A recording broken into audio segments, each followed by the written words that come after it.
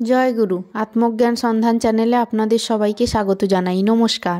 কেন মানুষ সব কিছু পেয়েও হারিয়ে ফেলে? মানুষের কোন প্রকার মনোভাব ভগবান পছন্দ করেন এবং তাকে জীবনে সুখী হতে সাহায্য করেন? ভগবান শ্রীকৃষ্ণ এবং অর্জুন একদিন যখন ভ্রমণ করছিলেন, তখন পথে তারা এক হতভাগ্য ব্রাহ্মণকে ভিক্ষা করতে দেখলেন। সেই দেখে অর্জুনের তার প্রতি করুণা হলো এবং তিনি তাকে সোনার মুদ্রায় ভরা একটি থলি দিলেন। সেটি পেয়ে ব্রাহ্মণ অত্যন্ত খুশি হলেন, কিন্তু বাড়ি ফেরার পথে একটি জঙ্গল পড়ল এবং একটি চোর ব্রাহ্মণের কাছ থেকে সোনার মুদ্রা ভরা থলিটি চোর করে ছিনিয়ে নিল। ব্রাহ্মণ এতে খুব হতাশ হয়ে পড়লেন এবং পরের দিন তিনি আবার ভিক্ষা করতে বেরোলেন। সেই সময় শ্রীকৃষ্ণ ও অর্জুন ব্রাহ্মণকে আবার ভিক্ষা করতে দেখলেন। সেই দেখে অর্জুন তার কাছে জানতে চাইলেন যে সোনার মুদ্রা পাওয়া সত্ত্বেও তিনি কেন আবার ভিক্ষা করছেন। তখন ব্রাহ্মণ তার সাথে ঘটে যাওয়া আগের দিনের সব কাহিনী অর্জুনকে বর্ণনা করলেন। এতে অর্জুনের আবার ব্রাহ্মণের প্রতি করুণা হলো এবং তিনি এবার ব্রাহ্মণকে একটি মূল্যবান রত্ন উপহার দিলেন। ব্রাহ্মণ রত্নটি পেয়ে খুবই খুশি হলেন। এরপর বাড়ি ফিরে তিনি একটি পুরনো কলসিতে রত্নটি রেখে ঘুমিয়ে পড়লেন। পরের দিন তার স্ত্রী একটি কলসি নিয়ে জল আনতে গেলেন, কিন্তু কলসিটি তার হাত থেকে ফসকে জলের মধ্যে পড়ে গেল। তখন তিনি আবার বাড়িতে এসে সেই পুরনো কলসি, যার মধ্যে রত্ন রাখা ছিল, সেটি নিয়ে গেলেন জল ভরতে।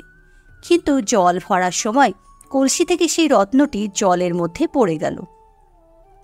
এদিকে ব্রাহ্মণের যখন ঘুম ভাঙল, যখন তিনি দেখলেন যে কলসিটি সেখানে নেই, তখন কলসিটি খুঁজতে তিনি ঘর থেকে বেরিয়ে গেলেন এবং পথে তার স্ত্রীর সাথে দেখা হলো। ব্রাহ্মণ তাকে জিজ্ঞাসা করল যে পুরনো কলসিটি নিয়ে কেন জল ভরতে এসেছে।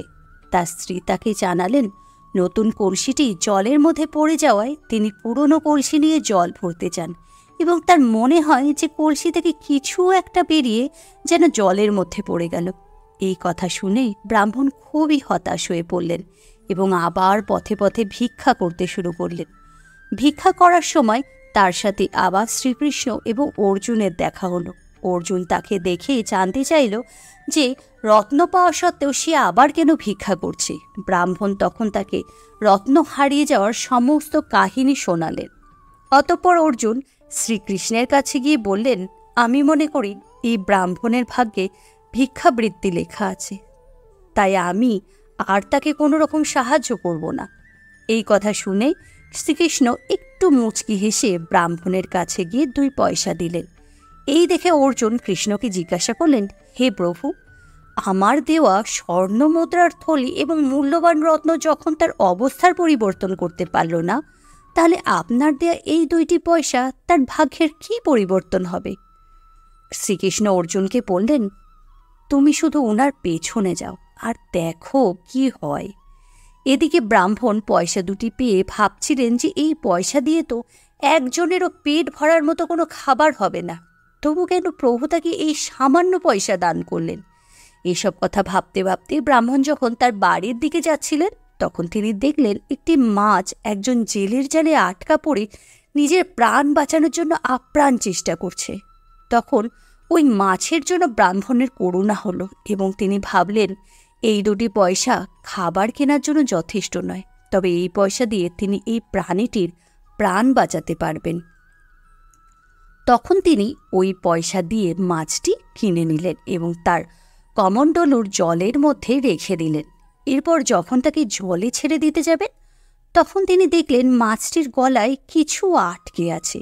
মাছটির কষ্ট দূর করার জন্য যখন তার গলার মধ্যে থেকে তিনি ওই জিনিসটি বের করলেন, তখন বুঝতে পারলেন এটি হলো সেই রত্ন যা তার স্ত্রীর কাছ থেকে হারিয়ে গিয়েছিল। রত্নটি পেয়ে তিনি আনন্দে চিৎকার করে উঠলেন, আমি পেয়ে গেছি, আমি পেয়ে গেছি। আর ঠিক সেই সময় ওখান দিয়ে সেই চোরটি যাচ্ছিল যে আগের দিন তার সোনার মুদ্রা ভরা থলিটি চুরি করেছিল। সে ভাবল হয়তো ব্রাহ্মণ তাকে দেখে চিনতে পেরেছে এবং তার বিরুদ্ধে রাজার কাছে নালিশ করবে, তাই শাস্তি এড়াতে সে সেই স্বর্ণমুদ্রার থলিটি ব্রাহ্মণকে দিয়ে সেখান থেকে পালিয়ে গেল। এইভাবে ব্রাহ্মণ ওই মাছটিকে প্রাণী বাঁচানোর বিনিময়ে তার হারিয়ে যাওয়া রত্ন ও সোনার মুদ্রা 2 ফিরে পেলেন এবং প্রফুল্ল চিত্তে গৃহে ফিরে আসলেন। এই দেখে অর্জুন শ্রীকৃষ্ণের কাছে হাত জোড় করে বললেন, হে প্রভু, এ আপনার কেমন লীলা! আমার এত মূল্যবান রত্ন ও সোনার মুদ্রা তার দারিদ্রতা দূর করতে পারল না, কিন্তু আপনার দেয়া 2টি পয়সা তার সমস্ত দুঃখ, কষ্ট ও দারিদ্রতা দূর করে দিল। তখন শ্রীকৃষ্ণ হেসে বললেন, অর্জুন, যখন তুমি তাকে রত্ন ও সোনার মুদ্রা দিয়েছ তখন সে কেবল নিজের সুখের কথা চিন্তা করেছে, কিন্তু যখন আমি তাকে 2 পয়সা দিয়েছি তখন সে অন্যের কষ্টের কথা ভেবেছে।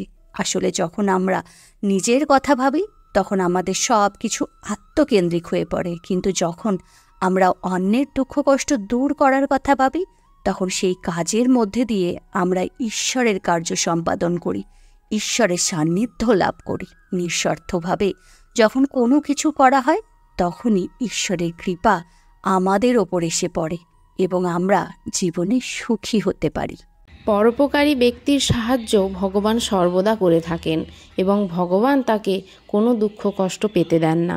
আমরা যদি অপরের দুঃখকে নিজের দুঃখের মতন গুরুত্ব দিই, ভগবানও কিন্তু আমাদের দুঃখকে ভগবানের দুঃখ বলে মেনে নেবেন এবং আমাদেরকে যথাসাধ্য সাহায্য করবেন।